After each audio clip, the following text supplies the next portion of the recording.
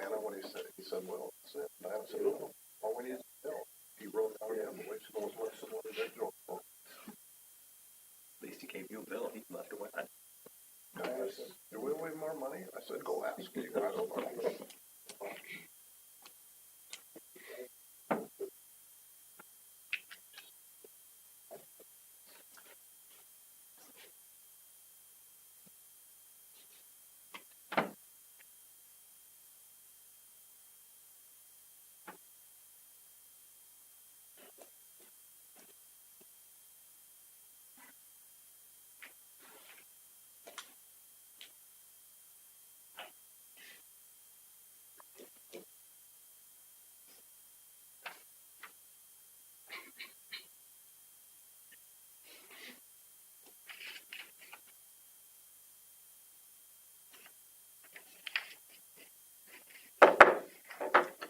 6 o'clock, call the November 22nd, 2021 meeting to order. Ask clerk to take roll. Walters. Here. Dvorak.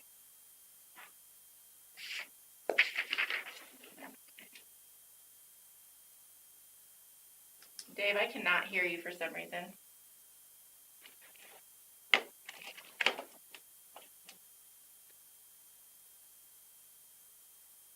Dave, can you hear me now? Dave's there, but I can't hear him for some reason. Vogel? Here. Anderson? Here. Sarchet? Here. First item on the agenda is approval of the agenda. I have no additions or corrections. I take a motion, please. So move. Second. Roll call. Vogel? Yes. Anderson? Yes. Sarchet? Yes. Walters? Yes. And Dvorak. Tell him to nod twice for you. All right. Next item, we got a couple public hearings. First public hearing on the proposed development agreement with Hy-Vee. Time to close the regular meeting and open public hearing on the proposed development agreement between Hy-Vee and the city of Polk City. Ask clerk when the notice was published. November 12th, sir. Any written comments for or against? No, sir. This time I'd like staff to provide a report. The proposed development agreement in front of you this evening is between the City of Polk City and Hy-Vee Inc. and outlines tax increment financing incentives not to exceed $100,000 for storm sewer improvements. And this is on the Hy-Vee property. The city has previously amended its urban renewal plan for the development agreement. We amended it last year in October, and we are just finally finalizing the development agreement. And just a reminder for the council, this is a rebate agreement, so Hy-Vee would pay their property taxes and we would rebate back a portion of those property taxes. Is there anyone present here who wishes to be heard for or against the agreement? Hearing none or seeing none, I need a motion to close the public hearing and reopen the regular meeting. So move. Second. Roll call. Sarchet? Walters? Yes. Dvorak? Yes. Vogel? Yes. Anderson? Yes. Motion carries. Next item, resolution 2021-121, approving development agreement with Hy-Vee Incorporated, authorizing annual appropriation tax increment payment, pledging certain tax increment revenues to the payment of the agreement. Need a motion, please. So move. Second. Questions, conversations, discussion?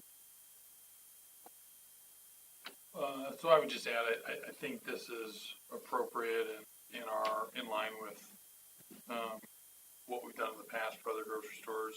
Fairway, different, obviously, in this case, and most of that's due to the previous developer before Hy-Vee bought the land, and less said about that, probably better. So I think this is these are waters we wade into carefully with the TIF agreements, but not the benefit to everybody. Roll call, please. Vogel? Yes. Anderson? Yes. Sarchet? Yes. Walters? Yes. Dvorak? Yes. Motion carries. Next item, it's time to close the regular meeting and open public hearing on the proposed fiscal year 21-22 budget amendment for the city of Polk City. Again, ask the clerk when the notice was published. November 5th? Any comments for or against? No, sir. Perfect. Chelsea? The proposed amendment for the council's consideration this evening is the first for the current fiscal year, which ends June 30th, 2022. I am proposing the city amend for a number of items, which are all outlined in the memo in the packet for this evening. The proposed amendment includes $3,215,347 in revenue and $3,290,742 in expenses. So this equates to an additional spending of $75,000, which the city plans to utilize cash from the city's LMI fund for. Anyone present who wishes to be heard for or against the amendment?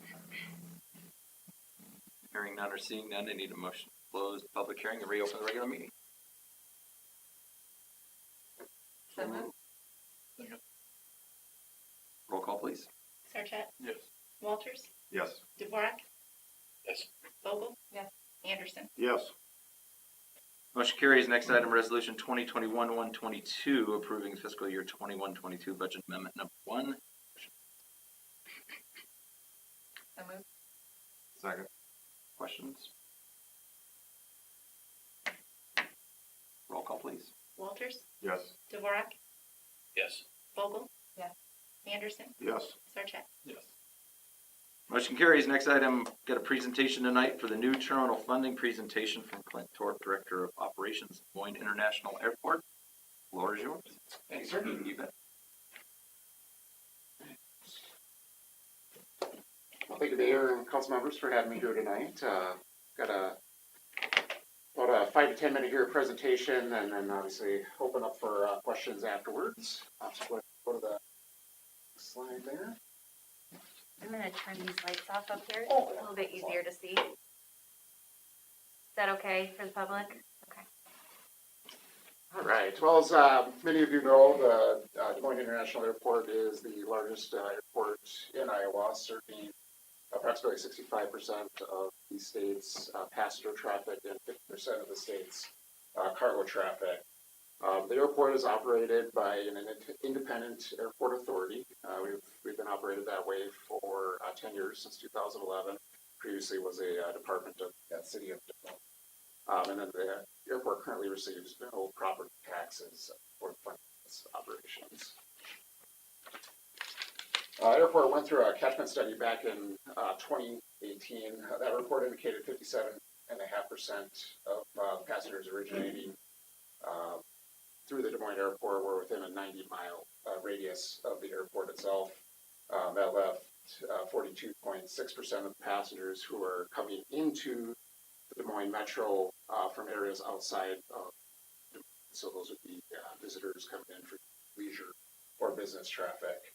I think the important part of that is notating economic impact that those individuals bring into our surrounding communities as they come and spend dollars at restaurants, hotels, and entertainment.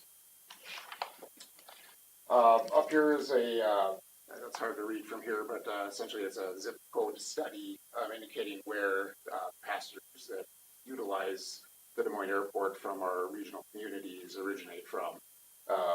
You'll see Polk City's down there at number 26, but the key point here is that you have to go all the way down to number 10 before you actually hit zip code. So really the suburban communities around Des Moines are the primary utilizers of the airport.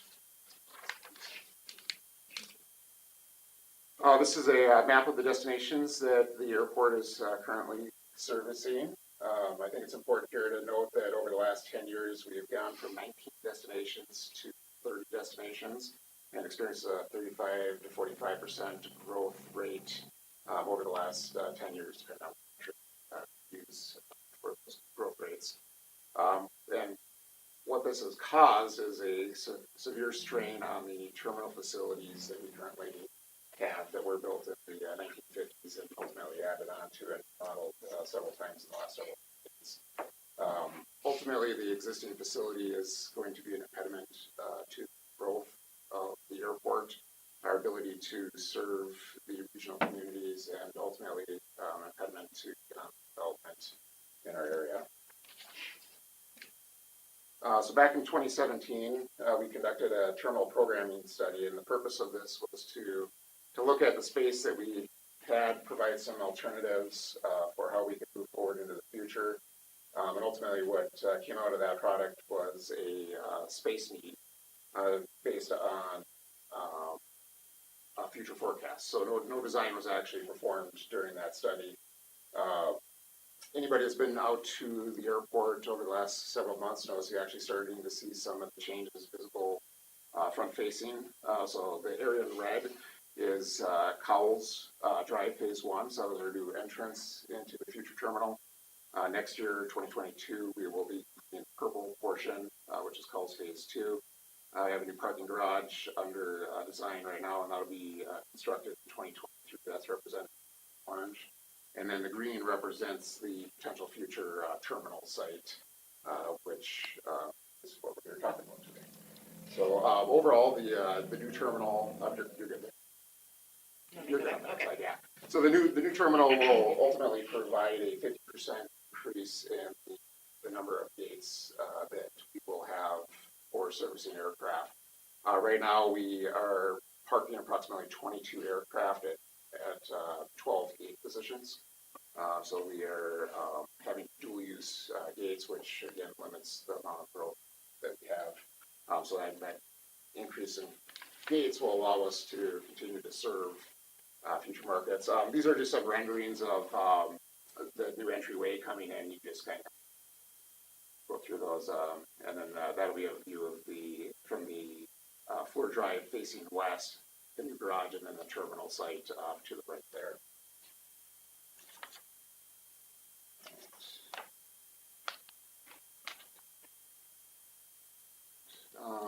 And then, well, design hasn't been completed. This is just kind of a potential rendering of what the facility might look like, utilizing glass and metal architectural elements to blend it into the. All right, so here's the money slide. So currently, where we're at is we have $575 million in total projects in the queue for the terminal project. That is based on inflationary adjusted numbers since our 2017 study was conducted. We've been working through our enabling projects, which includes Cowles Phase 1. We're moving some facilities from the north side of the airport to the south side to accommodate the new terminal location. And all those projects have been completed with airport financing. We also have another $92 million in projects underway right now, which includes remaining phases of the entry road and the new park garage. Again, those are being funded by airport related revenues that we have in place right now.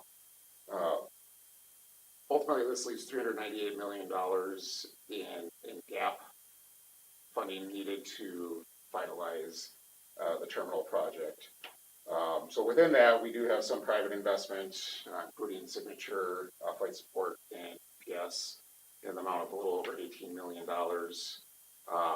Overall, we do have additional airport authority reserves, revenues, and bonding to bring us up to $223.2 million. And then part of the reason I'm here today is pitching to all the communities a $34 million ask from our regional partners to help leverage additional state and federal funds in the amount of $300 million, which would bridge the gap and allow us to construct the terminal building. We've been in conversation with the state on a significant portion of funds on a dollar for dollar matching grant. As part of that discussion, the state directed us to reach out to the regional communities and obtain support for the project in order to secure those state funds. So again, the reason I'm here today. So what does that mean for Polk City and surrounding communities? What we did is we put together a funding scenario for the city of Des Moines itself. We're putting in $50 per resident as an ask. When you get to the communities greater than a population of 10,000, we're asking for $30 per capita, And then, for communities under 10,000, which what Polk City is indicated on here, would be a $10 per capita ask. The way we drew out this investment plan would be the funds would be asked for over a period of 4 years. But I will note that that is not really as important as the support. That's really the important part of this, is getting the economic and just community support behind the project. We have flexibility in how we would work out the dollar amounts for a period of time. That was important. Slide. So as far as timeline goes, we are working quickly. There's a Senate recently passed, President signed the infrastructure bill. There's a significant amount of funding in there for airports to the tune of $20. $5 billion of that is actually designated for airport projects, which is unique. And $1 billion of that, $5 billion, is designated for airports the size of. So we have a unique opportunity to leverage significant federal funds, significant state funds for the ask within communities. So if we were able to get everything moving forward, we're looking at a design in 2022, construction of the new parking garage and roadways 23-24, construction of the terminal from 24 to 26, hopefully in the new facility, and 26-27. So a very accelerated time frame for a project of this magnitude, but something is feasible if we can move forward. So in conclusion, I'm looking for Polk City's support for this critical project for our region. Hopefully help continue to allow us to grow and serve our regional communities and economic driver for everyone. With that, I'd be happy to answer any questions. So what sort of time frame in our response are we talking here? The sooner the better. I can tell you that next month, West Boy and Airedale bring it up for vote. So obviously two of the bigger players, but in the next several months would be preferred if possible. Okay. And I don't want to take out too much of my regional angst on you, because I think this, of the regional approach items, this makes a lot of sense. That it probably is a share. It just kind of rankles me a little bit when groups are asking for money. We're a part of the metro. When they're comparing tax rates or housing permits or some other things, we're not a part of the metro. And again, I understand your position and believe in a new terminal, but we are on the edge, both geographically and when we're talking about a small percentage of the overall piece. I do wonder though, with some of the other things, like the partnership had been working on I'm not going to phrase this right, but the per flight allocation that you guys get, it gets around like $7 per leg or something like that. Passenger facility charge. Yes. Did that get changed? That has not. There was some continuing push for that within the infrastructure legislation. It did not. Okay. Manage it. And the reason I ask is, and I think the answer you already addressed with the infrastructure bill, that prior to that, something like this probably would not have been feasible without changing that. Is it like 7 something per leg now, or So it's 450 right now. 450? We have They want to go to 7. we're looking at 70. Okay. Okay. Yeah, so that would have filled the gap, assuming that we didn't have all these infrastructure bills Okay. in place. So this is a unique Yeah. position we're in right now. Okay. Okay. Makes sense. Does the airport have a plan if all the communities don't buy into the program? Well, ultimately, I think it's important that we get as much community support as we can. We miss a couple communities. I don't believe that be a showstopper, but it is very important to the state, obviously, to have the regional support of communities, and they've indicated that as part of our state lists. And have any of the communities opted in yet? You mentioned West Des Moines and Urbandale, but nobody's taken formal action quite yet. No, we just started these conversations about 2 weeks ago, so again, a very accelerated ask period, but we do have the two on the next month. So Okay. those will be our first two. And any inkling on what you're getting from the other communities? I'm just wondering who's all being supportive here. Yeah, right now, as far as the other communities, there's no indication that it would be outside of this, the table there. Okay, thank you. How's this project gonna be, great? Do you know when the parallel runway is gonna get constructed? So we are finishing the final phase of the second runway reconstruction. That project actually started this summer and will be completed next spring. The intersection will be completed in 2023, so I'll finish all. The parallel, So we have the two runways, so they'll be both fully constructed. Are you talking about the third? Yeah. The third runway, yeah, that's, there's no plans for that in the time of the future. It's a master plan project. you know, you guys have spent millions of dollars over the past 20 years buying a lot of land out there. Yep. It's a 40 to 50 year play on a project like that for sure. It wasn't long ago, terminal middle of it. There wasn't some of the very early analysis. Do you have any other questions? It's really interesting information on the zip code. 90% share seems a little bit higher than I would have thought it would have been for us, but it's good. Or I see it as good.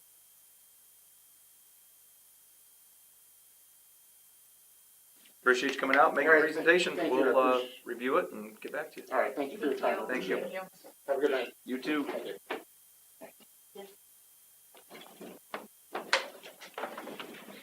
Next item on the agenda is public comments. This is time and place for comments for any item other than those that are in a public hearing. If you wish to speak, first voting. Hearing none, seeing none. Moving on to consent agenda. Take a motion, please. What? Can we pull item I? You bet we can. Okay, we'll pull that. Can I get a motion on the rest of the consent agenda? So moved. Second.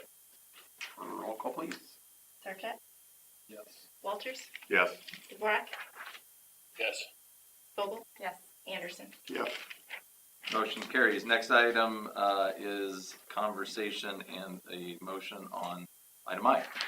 I just wanted to make sure that we didn't miss out in case you needed an emergency last meeting. I'm sure you'll be just fine. Only reason I pulled that. I appreciate you. Just I pull your appreciate leg. you pulling it, and I would trust that everything will be just fine between I the assume, second meeting or the first meeting of December and the first meeting. I mean, I'm assuming we'll have a majority, yes. I appreciate you pulling Maybe that. we should just have for- the meeting. Well, I mean, we could always have the no. We always get a no. Force it.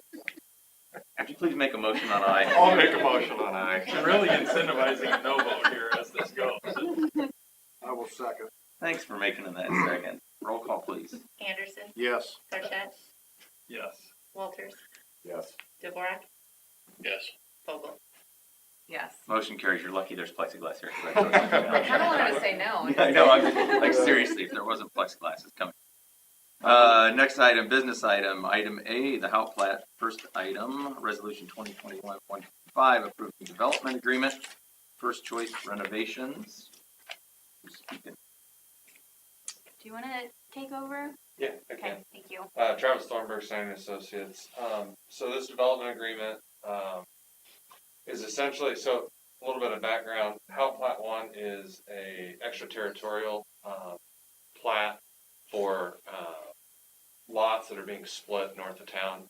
This came in as part of the 2 mile radius that Polk City has the opportunity to review those subdivisions and things. And so essentially what this development agreement is for a number of items, including cost sharing on water main and sanitary sewer for when those lots ultimately come into the city. As part of the review process, we have an agreement in place for all of the easements, and that's what this final plat is for, is platting of those easements so that when those lots come into the city, they can have sanitary sewer, water service in accordance with the subdivision. Questions, comments, motion?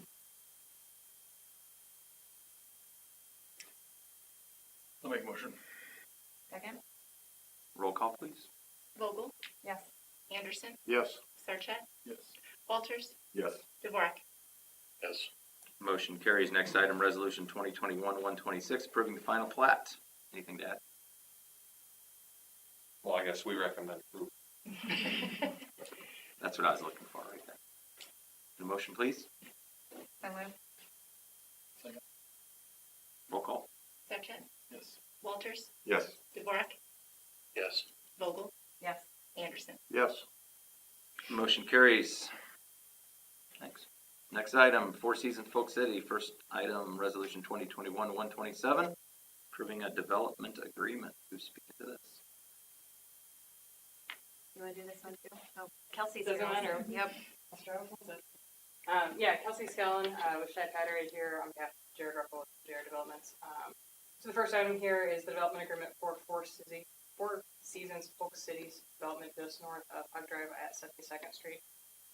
The development agreement is to help establish some cost sharing for offsite improvements. So 72nd Street, potential turn lane that was identified during a traffic study at the intersection of Hug Drive Street.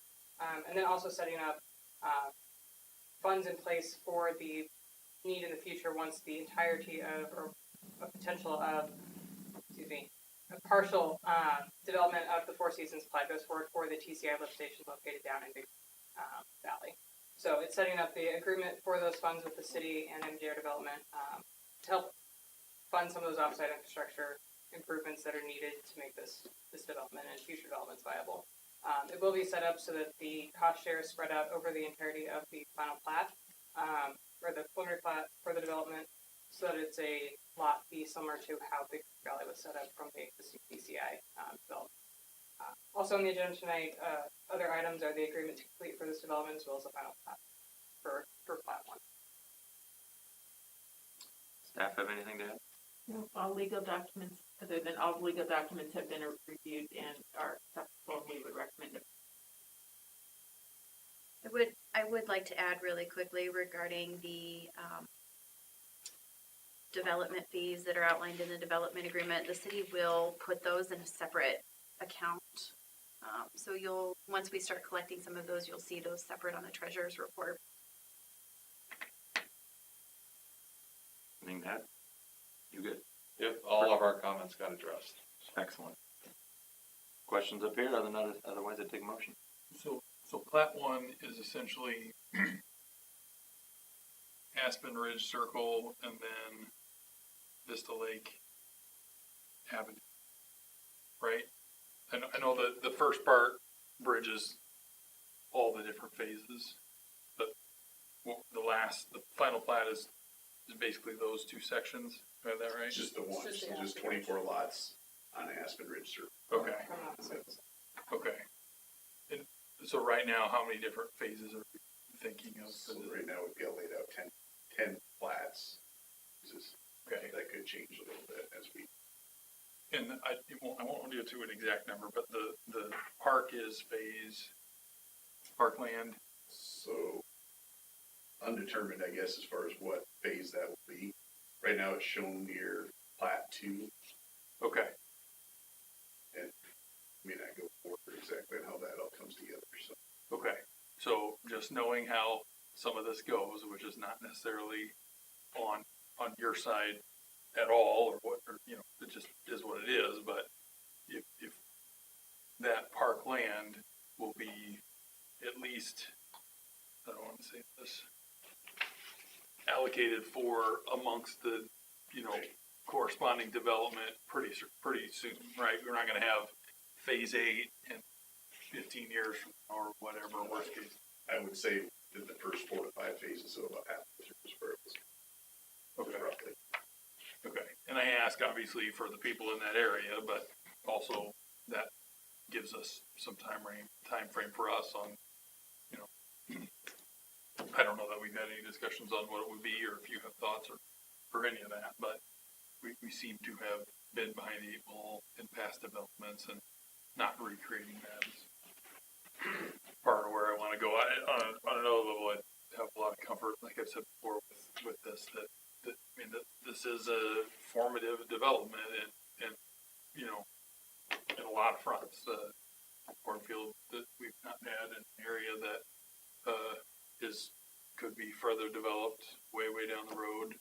And I think to this point, everything else in that area has been done with that in mind, and appreciate that planning. So, that's good to hear on the part too.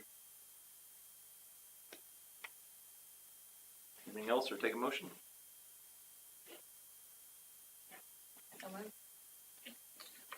Second. Roll call, please. Walters, Yes. Dvorak, Yes. Vogel. Yes. Anderson, Yes. Sarchet. Yes. Motion carries. Next item, resolution 2021-128, approving agreement to complete. So moved. Second. Roll call. Vogel. Yes. Anderson, Yes. Sarchet, Yes. Walters, Yes. Dvorak. Yes. Motion carries. The last item, resolution 2021-129, approving the final plat. Motion.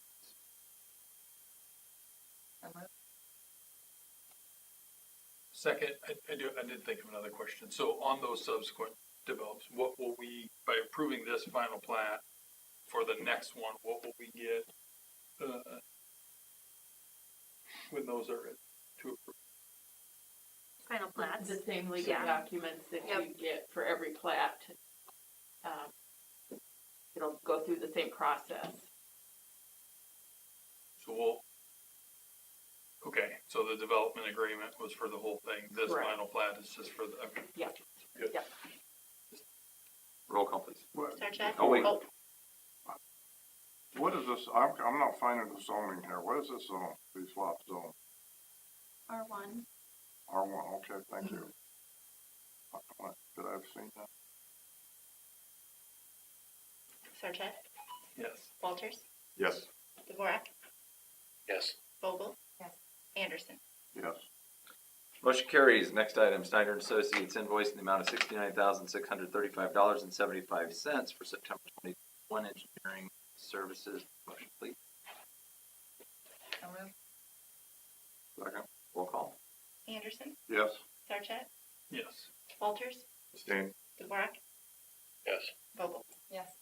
Motion carries. Next item, second reading of ordinance 2021-2300, amending chapter 69 of the parking regulations. Motion, please. So moved. Second. Roll call. Vogel, Yes. Anderson, Yes. Sarchet, Yes. Walters, Yes. Dvorak. Yes. Motion carries. Item E, second reading of ordinance 2021-2400, adopting the code of ordinances of the city of Polk City, Iowa. Need a motion, please. So moved. Second. Roll call. Sarchet, Yes. Walters, Yes. Dvorak, Yes. Vogel. Yes. Anderson. Yes. Motion carries. Next item, third reading of ordinance 2021-2100, mobile food vendors. Motion, please. So moved. Second. Roll call. I did have a question. You have a question on that? And I probably should have asked the fees that were in the consent agenda, but I'm guessing by the look that I got from maybe when I brought it up last time, it's not possible. But is there any way to have a resident fee discount or lesser fee on this? Kind of brought that up last time. You looked at me like I was suggesting something that was probably illegal. I will say, in doing that in the past, we then get some dishonest people that give us an incorrect address. So I'm not necessarily opposed to it from like a local policy, but we run into that issue all the time with people then making up an address. Okay. Do you have a thought? I don't, I will say that I don't think, I'm not aware of any other cities that make that distinction. Yeah, and I don't even know how many people reply to it.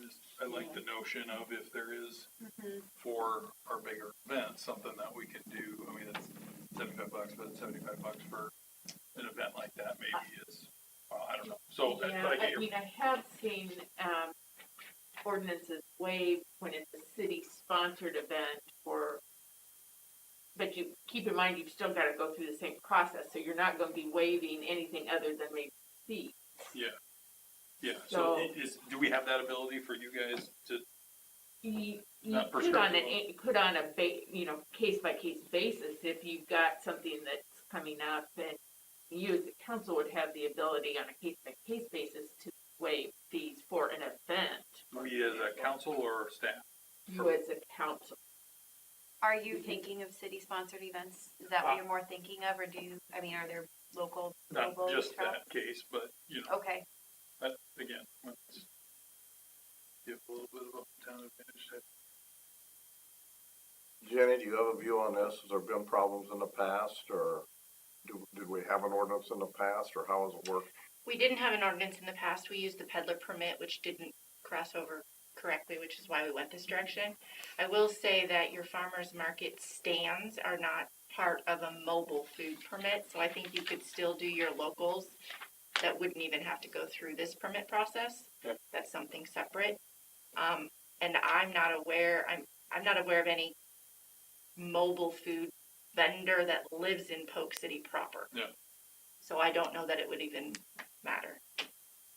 could we, for later discussion, could we create some sort of policy that would exclude city-operated events or events where the city was a sponsor? Who's the sponsor? Okay, can we do that?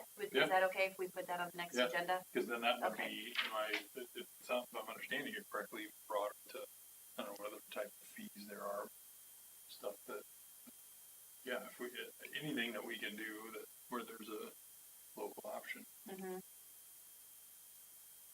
Okay, we'll put together something for that to be excluded.